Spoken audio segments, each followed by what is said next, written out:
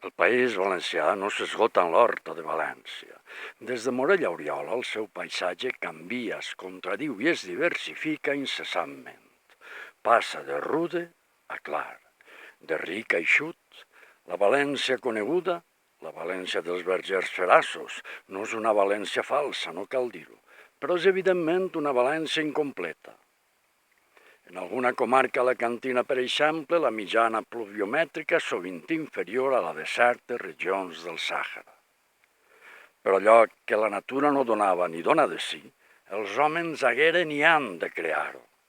Terreny mediocre, amb maresmes litorals i sequedat de l'ambient, foren un desafiament que els successius pobladors saberen acceptar sempre com un estímul. La lluita començà no se sap quan, i durant segles ha progressat sense cedir fins avui mateix. Els aiguamolls es convertiren en camps d'arròs, i els arenys i les vessants pelades en atapeïts tarongerars. En aquesta tasca transformadora, que significa un augment prodigiós de riquesa i vistositat, només s'hi han emprat enginy i braços. La intel·ligència i la tenacitat posades a contribució en els regs artificials del País Valencià ho diuen tot del llaurador. Mostren la talla de les seues millors virtuts. La mà de l'home ha transformat quilòmetres i quilòmetres quadrats d'ermot, de vinya i d'olivera en densos i atapeïts tarongerars. Ni el clima, ni els rius, ni el sol no ens predestinaven a una agricultura de gran potencial.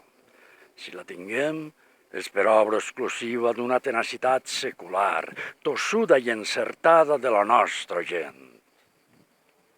I a pesar d'aquesta empenta i capacitat de treball, pocs valencians hi deu haver que no s'hagin preguntat alguna vegada què som i per què som com som. Cada circumstància crítica, cultural, política, social, ens aboca i ens acula indefectiblement a un sol i mateix punt, a fer-nos qüestió de la nostra existència com a poble.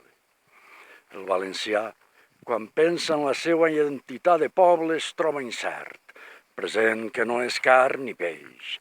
És evident que hi ha hagut un conjunt de factors externs que poden penetrar de manera poderosa en la vida d'un poble.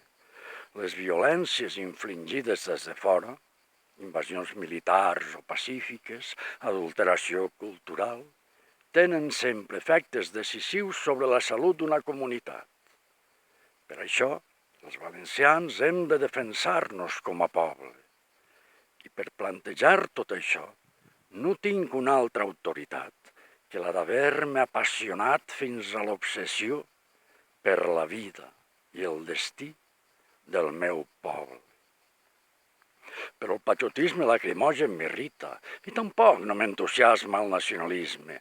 Més d'un cop ho he dit i redit. A tot estirar soc nacionalista només en la mesura que m'obliguen a ser-ho, l'indispensable i prou, perquè ben mirat, ningú no és nacionalista sinó enfront d'un altre nacionalisme, per evitar senzillament l'oprobi o la submissió. En fi, d'això que jo escric, proses divagatòries oscil·lants entre la ironia i la bona fe, els experts solen dir-ne assaig. I l'assaig literari no és més que una tentativa, un intent, una provatura. El poema i la novel·la, el tractat de metafísica i el drama, en tant que obres acabades, ja són alguna cosa més. L'assaig, en canvi, no acaba mai. Es redueix al pur procés de buscar, de fer hipòtesi i desfer-ne. L'assaig es resigna a ser humanísticament provisional, subjecte continu a rectificació, contradient-se a estones, cautelós o atrevit. L'assaig és sobretot esperança, i això que esperem obtenir de nosaltres en escriure un assaig, esperem obtenir-ho també de tots vosaltres.